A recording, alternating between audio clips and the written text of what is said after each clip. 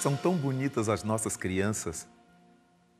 Desde recém-nascidos, aprendemos a cultuar as nossas crianças como sendo as nossas joias. Nossas crianças, de fato, merecem essa assistência, esse carinho, essa atenção.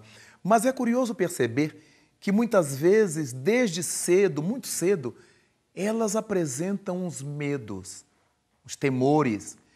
E muito dificilmente nós nos damos conta desses medos, desses temores, o porquê disso existir. Por que é que nossas crianças têm medo? Medos os mais variados. Há crianças que não ficam no quarto escuro de jeito nenhum.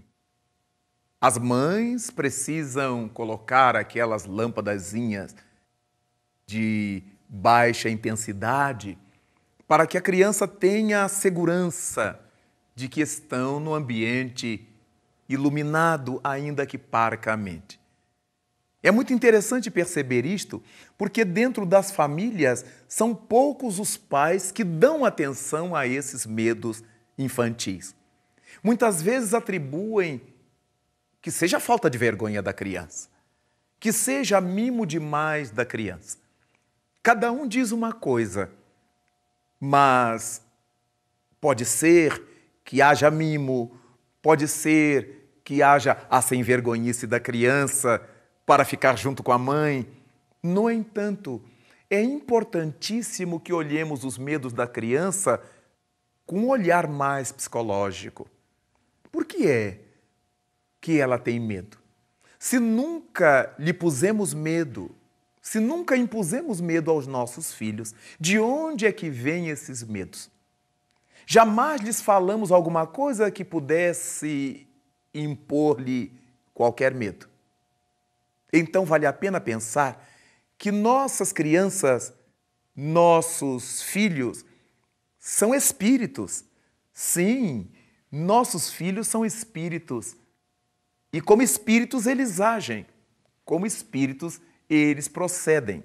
E porque nós somos espiritualistas e acreditamos que nossos filhos sejam espíritos, muitas vezes é necessário entender que eles vieram de alguma região espiritual para a Terra, para o nosso encontro. São almas ligadas a nós, de passado próximo ou de passado remoto, ou que estão no contato conosco por primeira vez, mas são espíritos.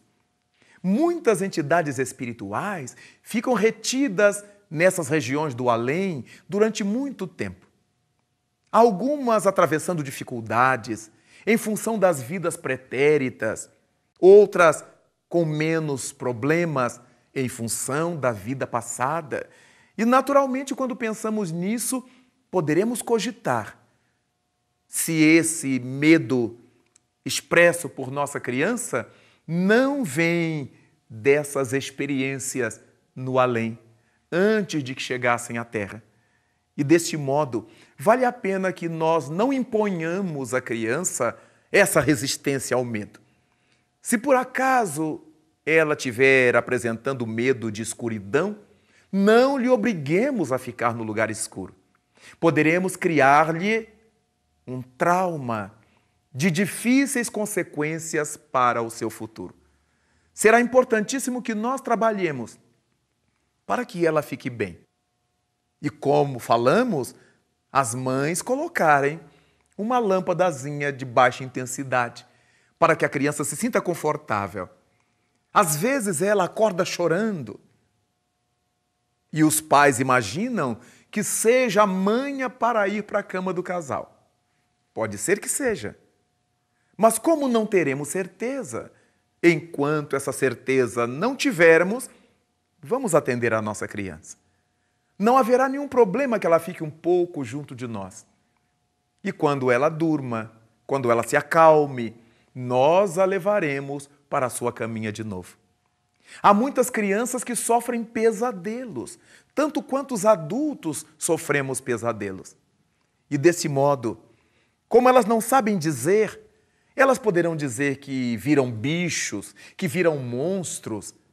E nós, se não tivermos essa sensibilidade, estaremos criando um problema muito mais sério, muito mais grave para os nossos filhos do que se nós estivermos lhe dando agasalho.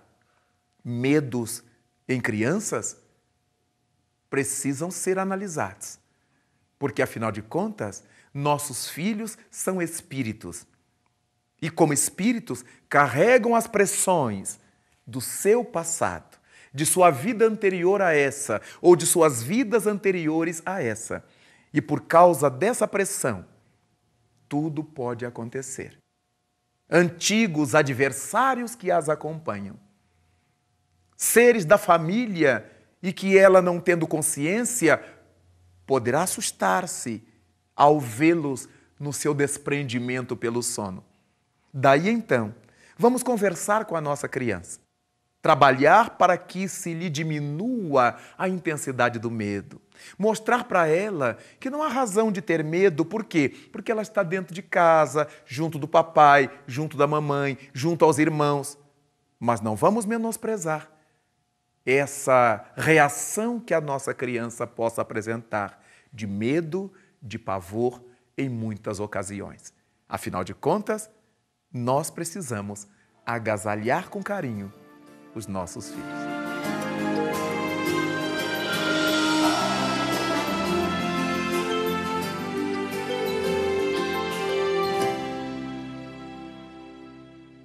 Falamos desse modo, desse cuidado com os nossos filhos, com as nossas crianças, exatamente pela condição psicológica dos nossos pequenos.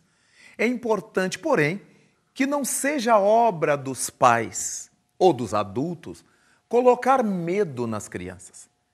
É muito comum, na tentativa de abolir determinado comportamento da criança, que os pais lhe imponham medos. Medos do papão, do bicho-papão, para fazê-las dormir. Às vezes, as mães, com intenções as mais variadas, colocam nos seus filhos medos do velho, do guarda da polícia, medo do preto, medo da mulher, medo completamente irracional. As crianças não têm ainda condições de discernir. Elas não conseguem ainda avaliar o que significa isto, que seus pais ou que um adulto lhes esteja dizendo. E ela, então, se perturba, se amofina, se apoquenta, sem saber como sair dessa situação.